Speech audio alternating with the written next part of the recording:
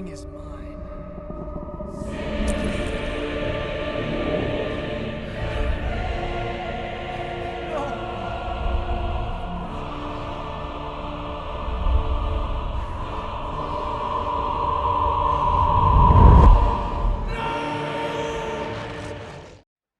Hello everyone and welcome to my channel once again. So today we are gonna have a look at the ring of the Ravenous, the new unique ring added in season 3 that a lot of people are using in their builds, whether it be a bleed build or a HotA build, you know, and a lot of people love it. It's hidden synergies and interactions, and I thought there's a lot of information flying around, and it seems that a lot of the other creators are omitting a very negative effect of this ring if used in other builds than a bleed build. And there are also some other hidden interactions where why do I keep quoting?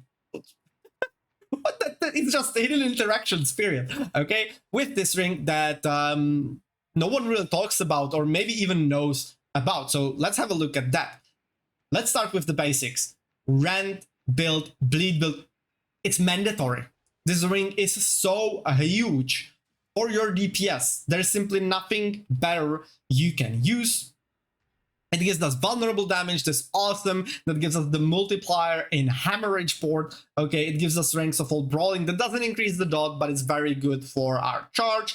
Damage to bleeding, it's like, it's there. It's not great. Damage while zerking would be the best there, and it gives us crit strike chance, which is useless if you are using unconstrained, but superb if you are running gushing wounds. But what's the most important thing on this ring is the Rend's duration. That's what increases our damage the most. You really want this at 4 seconds. Unfortunately, it's only mid-roll for me, so 3 seconds. I could get my damage like way higher, but for this testing I actually unequipped all of the other weapons, you know, even the key skill passive, so that there's no RNG with the gushing wounds, etc. And now let's have a look. Okay, so I'll just get some, you know, fury and start hitting the dummy.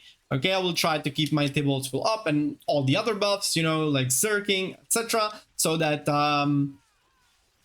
I can go as high as possible by, well, just using Rend and nothing else really. So as you can see, we are around 370, 380, you know, 400,000. So I would say like 400,000. Here we got even higher, 450, 70.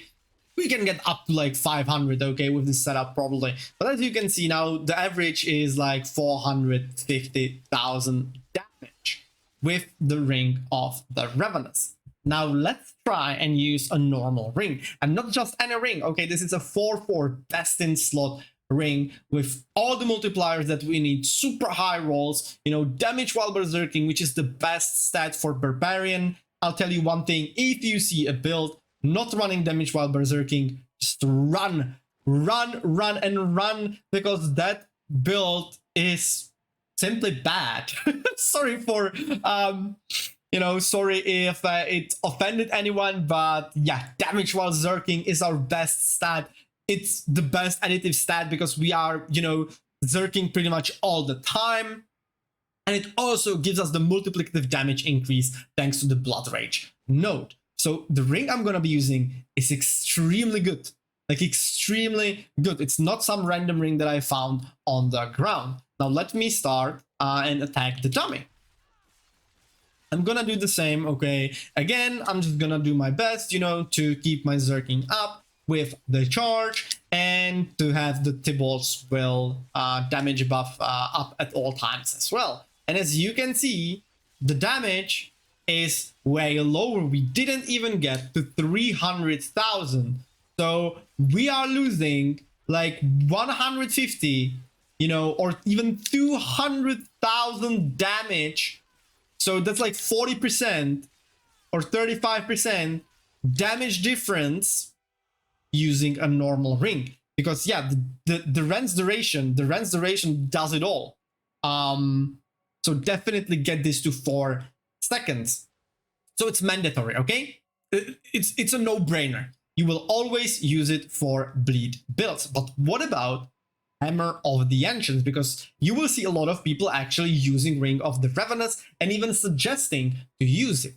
The reason for that is if you use Ring of the Ravenous, let me now equip my weapon back because we actually need it to demonstrate, is Earthstriker Aspect. After swapping weapons 8 times, your next non-basic skill will overpower and deal extra damage. That's obviously best in slot for any overpowered build. So HotA or even like pure charge, okay? Because if you use this ring, you can set your Rend to a weapon without even having it on the bar.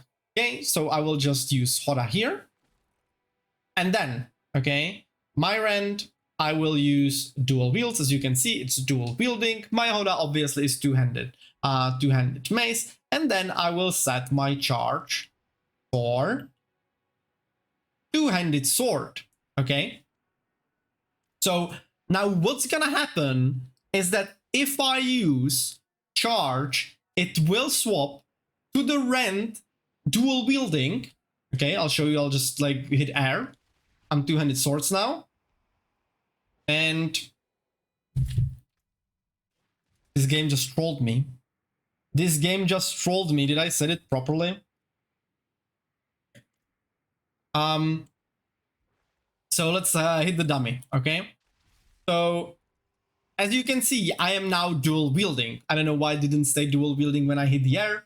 But whatever. I'm now dual wielding. That's because my charge actually swap the weapons for Rend, because what this does is not that it applies the dot, it actually casts the Rend itself, but the direct damage of Rend is set to a value of 0. Okay, so that way you can, you can use charge. You don't even need to use whirlwind for a lot of swapping. As you can see, I went from 1 stack of Earthstriker Aspect to 3. Okay, so as you can see, I can very quickly do the weapon swaps and have Earthstriker Aspect up. But here's the negative effect. Okay, now I have 7 stacks and I'm wielding my mace, and my charge is set for two-handed sword. So what's gonna happen is that, the 8 stack is gonna be the charge, but then do I actually keep the stacks for HotA? Let's try and see. So I'll use charge, and the stack is gone, and I didn't overpower. That's because the overpower was used on the Rend, because once again, the ring actually casts Rend itself with a damage set to 0.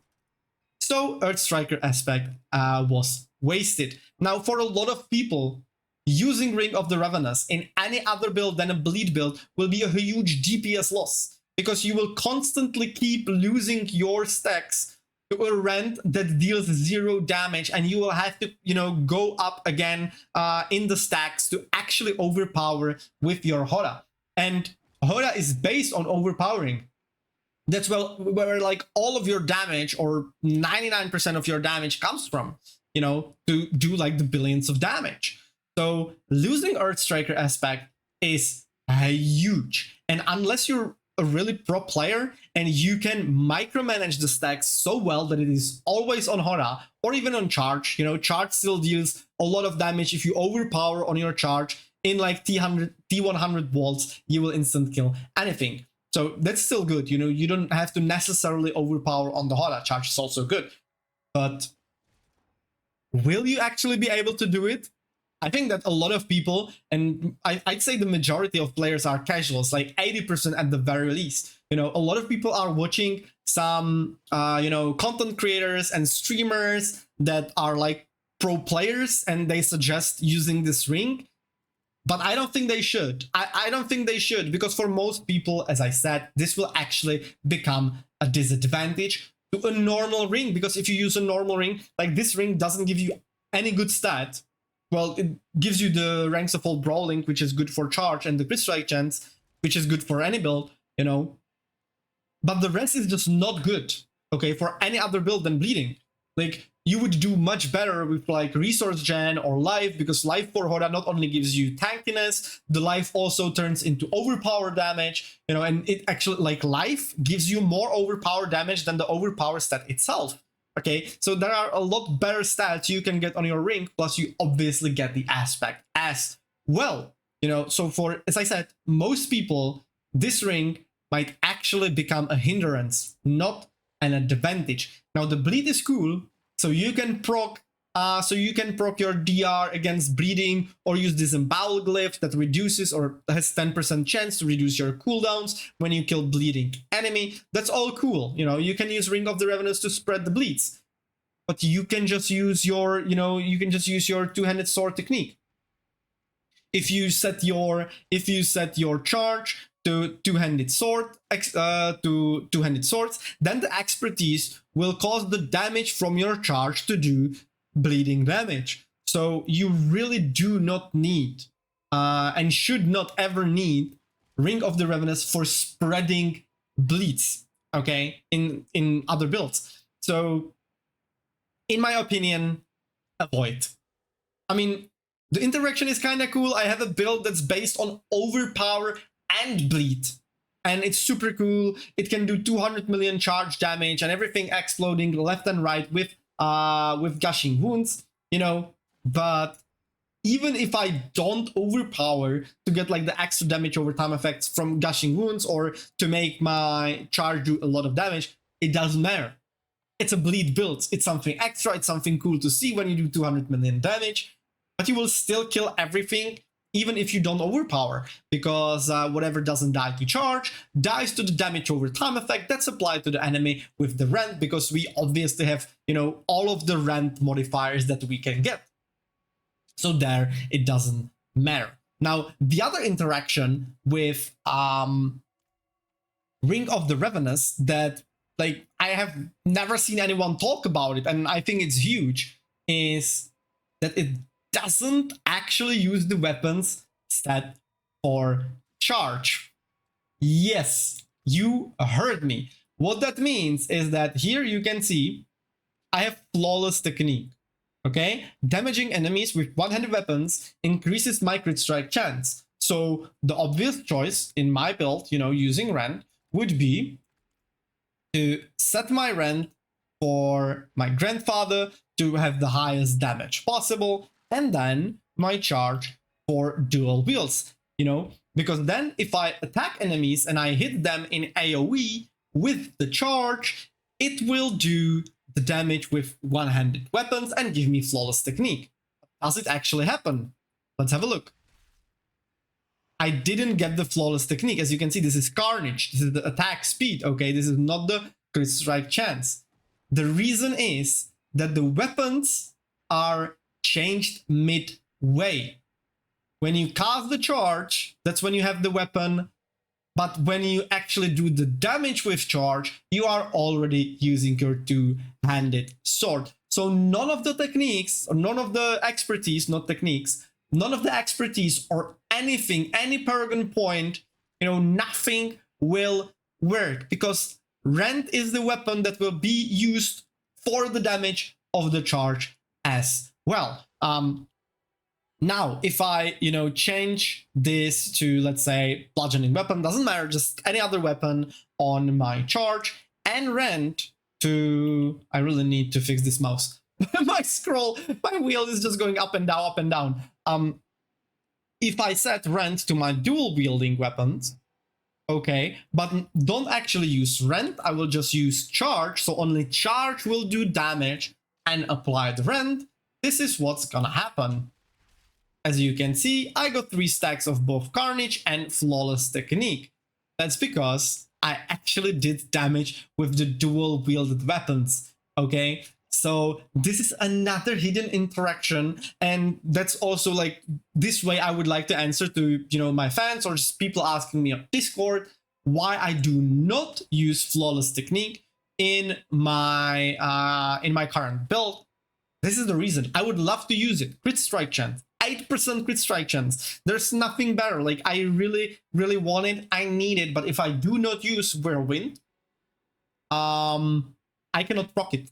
I cannot proc it. There is simply no way. But I can't set dual wield for my Rend either, because this is a crit strike damage build. And as you can see, okay, 1300 crit strike damage when I have my dual wields. Now let me change this to my grandfather. We will use charge so that I am actually wielding grandfather now. And my crit strike damage. My crit strike damage skyrocketed to 1729 for a build that's, you know, based on crit strike damage. That's just a no-brainer. Okay, like the best thing you can do for this build is to have your grandfather set for your Rend. So there is no way for me to proc Flawless Technique unless I slot in Whirlwind for the build. So these are the interactions with the Ring of the Ravenous. I hope I cleared some information for you, and now you can decide for yourself whether you should actually use the ring, whether you are able to, or whether you even want to. Like, I definitely wouldn't want to micromanage the stacks. So there you have it. Let me know what you think about the ring. Let me know if you are gonna be using it in your builds in the first place in the comments down below. And thank you for watching, and see you in the next one. Ciao.